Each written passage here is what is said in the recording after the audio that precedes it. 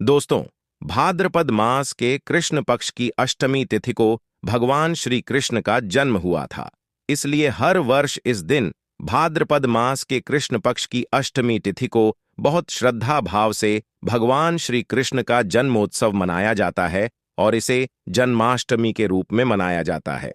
भगवान श्री कृष्ण का जो जन्म दिवस होता है, जन्माष्टमी का जो यह पावन पर्व होता है, बहुत ही श्रद्धा भाव से, बहुत ही धूमधाम से, उत्साह के साथ भक्तजन मनाते हैं। इस दिन व्रत रखा जाता है। बहुत से लोग इस दिन व्रत रखते हैं और भगवान श्री कृष्ण के बाल स्वरूप, जो कि लड्डू गोपाल जी हैं, उनकी पूजा आराधना की जाती है। बाल स्वरूप में भगवान श्री कृष्ण की पूजा आराधना इस दिन जो भी भक्त पूरे श्रद्धा भाव से करते हैं, विधि विधान से इनकी पूजा करके व्रत के नियम का पालन करते हैं, उनकी समस्त मनोकामनाएं भगवान श्री कृष्ण अवश्य पूर्ण करते हैं।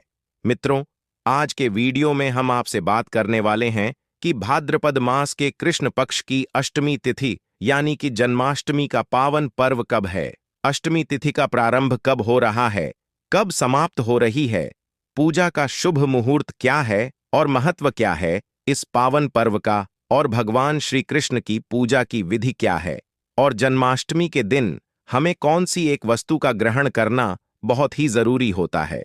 मित्रों, सभी जानकारी आपको इस वीडियो में प्राप्त होगी। भक्तों, जन्माष्टमी के दिन निश्चितकालीन पूजा का विशेष महत्व होता है। तो रात्रि के समय हमें भगवान श्री कृष्ण की पूजा करनी है।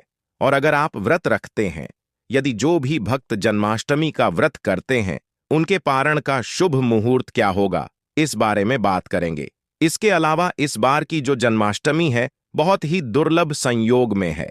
तो कौन से वह शुभ योग लगने वाले हैं और इन शुभ योगों में आप किस प्रकार से भगवान श्री कृष्ण की पूजा आराधना करें जिससे कि आपकी समस्त मनोकामनाएं पूर्ण हो, इस बारे में आज के वीडियो में हम बात करने वाले हैं। तो इस वीडियो को पूरा जरूर देखें। लेकिन मित्रों, उससे पहले आपसे रिक्वेस्ट करते हैं कि वीडियो को लाइक जरूर करिएगा, दोस्तों को शेयर कर दीजिएगा, और अगर आपने अभी तक चैनल को सब्सक्राइब नहीं किया है तो सनातन शास्त्र ज्ञान चैनल को सब्सक्राइब करके बेल आइकन को जरूर दबाइएगा और कमेंट बॉक्स में सच्चे दिल से राधे राधे जय श्री कृष्णा अवश्य लिखें। मित्रों, बात करें जन्माष्टमी के महत्व के बारे में। जन्माष्टमी का जो महत्व है वह हमारे धर्मशास्त्रों में बहुत अधिक माना गया है। जन्माष्टमी के दिन भगवान श्री कृष्ण के बाल रूप की पूजा करने से और इस दिन व्रत करने से भक्तों के मन की समस्त मनोकामनाएं पूर्ण हो जाती हैं। और वह लोग विशेषकर जिनकी कोई संतान नहीं है, निसंतान है, संतान प्राप्त करना चाहते हैं, संतान प्राप्ति में अगर आपको किसी भी प्रकार की बाधा है, बहुत अधिक समय हो गया है और अभी तक संतान की प्राप्ति नहीं हुई है, तो जन्माष्टमी का यह पावन पर्व बहुत ही दुर्लभ संयोग में इस बार है। तो अगर आप जन्माष्टमी के दिन व्रत रखते हैं, भगवान श्री कृष्ण के बाल स्वरूप लड्डू गोपाल जी की पूजा आराधना करते हैं, तो इस दिन भगवान श्री कृष्ण की पूजा करने मात्र से ही निसंतान दंपतियों को उत्तम संतान की प्राप्ति होती है। तो बहुत महत्वपूर्ण है यह पावन पर्व। और आप किसी भी कामना से जन्माष्टमी का व्रत रखें, और अगर व्रत ना भी कर पाएं तो आप पूजा आराधना विधि विधान से करते हैं, तो इससे भी भगवान श्री कृष्ण की कृपा बनी रहती है। और भक्तों, इस बार का जो जन्माष्टमी का पावन पर्व है, कई वर्षों के बाद बहुत शुभ संयोग, बहुत दुर्लभ संयोग में आया हुआ है। ऐसा माना जाता है जैसे कि श्रीमद् भगवद गीता में, भगवत पुराण में ऐसा लिखा हुआ है कि भगवान श्री कृष्ण का जन्म हुआ था भाद्रपद मास के कृष्ण पक्ष की अष्टमी तिथि को, सोमवार का दिन था। रोहिणी नक्षत्र में उनका जन्म हुआ था, वृषभ राशि में, और रात्रि के मध्य में यानी कि मध्य रात्रि में भगवान श्री कृष्ण का जन्म हुआ था। शास्त्रों में कहा गया है कि जन्माष्टमी के इस पावन अवसर पर अगर 6 तत्व मिल जाए तो यह बहुत ही दुर्लभ होता है। यह 6 तत्व होते हैं: भाद्रपद कृष्ण पक्ष, अष्टमी तिथि, रोहिणी नक्षत्र, वृषभ राशि में चंद्रमा, इसके साथ सोमवार या बुधवार का होना। यह अत्यंत ही दुर्लभ तत्व है जो कि हर साल नहीं होते हैं। तो ऐसा इस बार संयोग बना हुआ है कि सभी तत्व 26 अगस्त को मौजूद रहेंगे। 26 अगस्त को इस बार की जन्माष्टमी का पावन पर्व होगा। सोमवार का दिन होगा, सुबह से ही अष्टमी तिथि रहेगी और रात्रि में अर्धरात्रि तक अष्टमी तिथि व्याप्त होगी, जिससे कि इसी रात नवमी तिथि भी आरंभ हो जाएगी, तो चंद्रमा वृषभ राशि में मौजूद रहेंगे। इन सभी संयोग के साथ रोहिणी नक्षत्र भी 27 अगस्त को है। तो ऐसे में इन संयोग को लेकर धार्मिक विषयों के बारे में अगर बात की जाए तो इस बार की जन्माष्टमी बहुत महत्वपूर्ण है। सभी कामनाओं को पूर्ण करने वाली, शीघ्र ही फल देने वाली है। तो अगर आप व्रत करते हैं, अत्यंत श्रेष्ठ है। जो लोग पहले से व्रत करते आ रहे हैं उनके लिए तो बहुत ही शुभ योग है, और जो लोग पहली बार व्रत शुरू करना चाहते हैं तो बहुत दुर्लभ संयोग है। इस बार अगर आप व्रत शुरू करते हैं तो कई गुना फल आपको प्राप्त होता है। भक्तों निर्णय सिंधु नामक ग्रंथ के अनुसार ऐसा संयोग जब जन्माष्टमी पर लगता है तो इस अवसर पर इस सहयोग में व्रत करने से 3 जन्मों के जाने अनजाने जो पाप होते हैं उन पापों से मनुष्यों को मुक्ति मिल जाती है। और इस संयोग में अगर जन्माष्टमी का व्रत करते हैं तो प्रेत योनि में भटक रहे जो पूर्वज होते हैं उन्हें भी आपके व्रत के प्रभाव से मुक्ति मिल जाती है। तो बहुत ही श्रेष्ठ माना गया है जन्माष्टमी का ऐसा दुर्लभ संयोग। तो जो भी लोग व्रत करना चाहते हैं इस वर्ष से वह व्रत शुरू कर सकते हैं, बहुत ही श्रेष्ठ रहेगा। और एक और चीज, जैसे कि हर बार होता है, लोगों के लिए अलग से दिन होता है और वैष्णव के लिए अलग होता है। तो इस बार एक ही दिन है, 26 अगस्त को ही सभी के लिए व्रत है, क्योंकि इस वर्ष जो सप्तमी और नवमी विदा होती है उसका भी चक्कर नहीं है। तो जन्माष्टमी का व्रत इस बार बहुत उत्तम रहने वाला है। आप जरूर इस बार का जन्माष्टमी का व्रत रखें।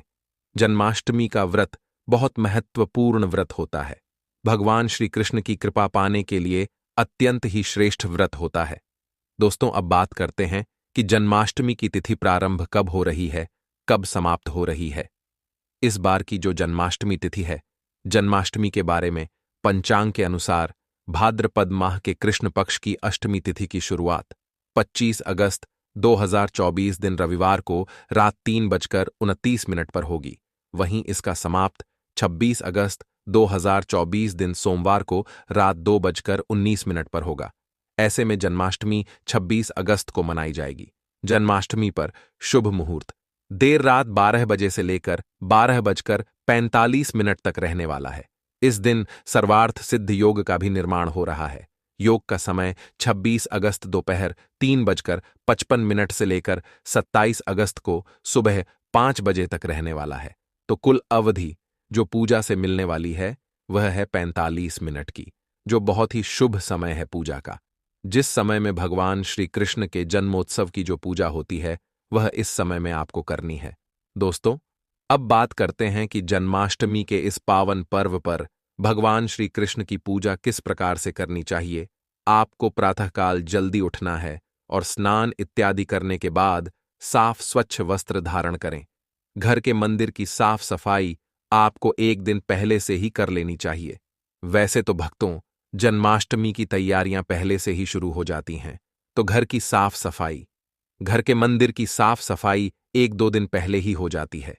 उसके बाद जब आप स्नान इत्यादि कर लेते हैं तो अपने घर में पूजा कीजिए। जो नित्य की पूजा होती है वह पहले की जाती है, जैसे कि धूप दीप प्रज्वलित करें, सभी देवी देवताओं की पूजा करें।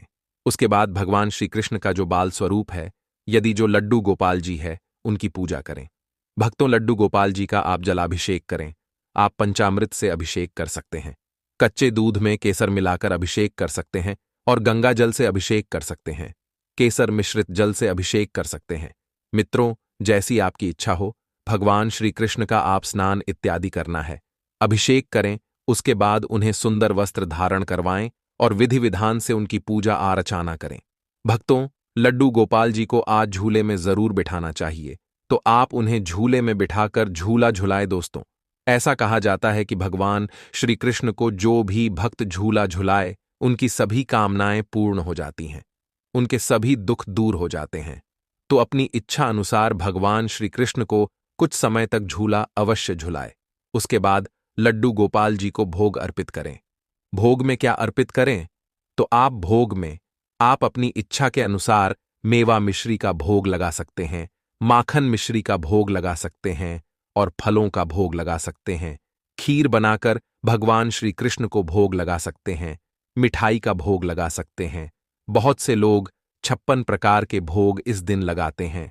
तो मित्रों, आप जैसे सामर्थ्य होते हैं, जैसे इच्छा श्रद्धा आपकी है, उस प्रकार से भगवान श्री कृष्ण को आप भोग अर्पित कीजिए और विधि विधान से उनकी पूजा कीजिए। लड्डू गोपाल जी की सेवा किस प्रकार से की जाती है? जैसे हम अपने बच्चों की सेवा करते हैं, अपने पुत्र को प्यार करते हैं, उस प्रकार से इस दिन भगवान श्री कृष्ण की पूजा कीजिए, पुत्रवत मानकर उनकी पूजा कीजिए। दोस्तों, इस समय में जो पूजा करने का विशेष समय होता है वह रात्रि का समय होता है, जो मध्य रात्रि में पूजा होती है। उस समय भगवान श्री कृष्ण की पूजा की जाती है, उनका जन्मोत्सव मनाया जाता है। तो उस समय भी स्नान इत्यादि करवाकर फिर भगवान श्री कृष्ण को आप झूले में बिठाए, झूला झुलाए, भोग अर्पित करें और विधि विधान से उनकी पूजा करें, उनके सामने मंत्र जाप करें, प्रार्थना करें, परिवार सहित बैठकर भजन कीर्तन करें और पंजीरी का भोग विशेषकर भगवान श्री कृष्ण को लगाया जाता है, जो कि धनिये से बनी पंजीरी होती है।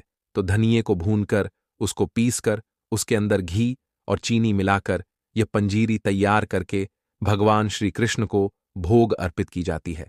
भक्तों, आप धनिये की बर्फी बनाकर भगवान श्री कृष्ण को अर्पित कर सकते हैं और मखाने की खीर, पंचमेवे की मिठाई अपनी श्रद्धा के अनुसार भगवान श्री कृष्ण की विधिवत सेवा और पूजा कीजिए। इससे आपके मन की समस्त जो इच्छाएं होती हैं वह पूर्ण होगी, मन को शांति मिलती है और आप जिस कामना से भगवान की पूजा करते हैं वह कामना भगवान श्री कृष्ण पूर्ण करते हैं। दोस्तों, जन्माष्टमी के दिन अगर आप व्रत रखते हैं तो किस प्रकार से आपको व्रत का पारण करना है? देखिए, इस बार का रोहिणी नक्षत्र बहुत ही शुभ है। जैसे कि रोहिणी नक्षत्र 26 अगस्त को ही शुरू हो जाएगा, 6:39 से और समाप्त हो रहा है 27 अगस्त को 9:40 पर। तो बहुत से भक्त रात्रि में पूजा के बाद में, अर्धरात्रि में पूजा के बाद ही कुछ भोजन ग्रहण कर लेते हैं, कुछ लोग फलाहार कर लेते हैं, कुछ लोग सुबह भोजन करते हैं। लेकिन कई भक्त ऐसे होते हैं जो रोहिणी नक्षत्र का इंतजार करते हैं कि जब रोहिणी नक्षत्र समाप्त होगा तभी वह पारण करते हैं। तो जो लोग रोहिणी नक्षत्र के समापन का इंतजार कर रहे हैं वह 27 अगस्त को सुबह 9:40 पर जब रोहिणी नक्षत्र समाप्त हो जाएगा तो उसके बाद पारण कर सकते हैं। और जिस प्रकार से भी आप पारण करें, जैसे कि बहुत से भक्त रात्रि में और रात्रि में भी कर लेते हैं, तो इस प्रकार से भी करते हैं, तो कोई समस्या नहीं है। आपको जो भी ठीक लगता है वैसे आप करें, नहीं तो फिर आप सुबह उठे, स्नान इत्यादि करने के बाद फिर से भगवान श्री कृष्ण की पूजा करें और सुबह 5:30 बजे के बाद भी आप पारण कर सकते हैं। इस व्रत में सबके अपने नियम होते हैं। जैसे कि कई भक्त आज व्रत करते हैं, बिल्कुल निर्जल करते हैं, जल भी ग्रहण नहीं करते हैं, और कई लोग फलाहार के साथ करते हैं। तो जैसा भी आपका सामर्थ्य हो, शारीरिक क्षमता हो, उस हिसाब से आपको व्रत रखना चाहिए। दोस्तों, जन्माष्टमी के दिन भगवान श्री कृष्ण की कृपा पाने के लिए बहुत ही श्रेष्ठ दिन होता है। आप भगवान श्री कृष्ण की असीम कृपा प्राप्त करना चाहते हैं, अपने मन की कोई कामना पूर्ण करना चाहते हैं, तो उनकी पूजा कीजिए, सेवा कीजिए और विधि विधा से व्रत कीजिए। व्रत नहीं भी कर पाते हैं तो इस दिन भगवान श्री कृष्ण की पूजा करने मात्र से ही समस्त प्रकार की इच्छाओं को पूर्ण होती है। क्योंकि मित्रों, इस बार की जो जन्माष्टमी है वह बहुत शुभ योग में है, तो इस दिन को व्यर्थ न गवाएं। आप भगवान श्री कृष्ण की पूजा अवश्य कीजिए। भक्तों, जन्माष्टमी पर अगर आपने यह उपाय कर लिया तो मैं ईश्वर की सौगंध खाता हूं, आपके घर से गरीबी दूर भाग जाएगी, आप रातों रात मालामाल हो जाएंगे। मैं भगवान कृष्ण की सौगंध खाता हूं। इस वीडियो को अंत तक देखें, आपका भाग्य चमक जाए तो मुझे बताना, लेकिन वीडियो पूरा ही देखना, एक लाइक जरूर करें। अगर आप भगवान कृष्ण से प्यार करते हैं, लड्डू गोपाल से प्यार करते हैं, राधा रानी से प्यार करते हैं, तो एक लाइक जरूर करना मित्रों। जन्माष्टमी बार बार नहीं आती, सच्चे दिल से कमेंट बॉक्स में लिखें राधे राधे, जय श्री कृष्ण। दोस्तों, उपाय है एक नमक का पैकेट, 50 ग्राम सूखी लाल मिर्च, 500 ग्राम चानी, 100 ग्राम उड़द की दाल, 500 ग्राम आटा और रुपए की दक्षिणा तथा एक पानी की बोतल और 5 रुपए के काले तिल। बस इतनी सी सामग्री एक थैली में एकत्रित कर ले भक्तों।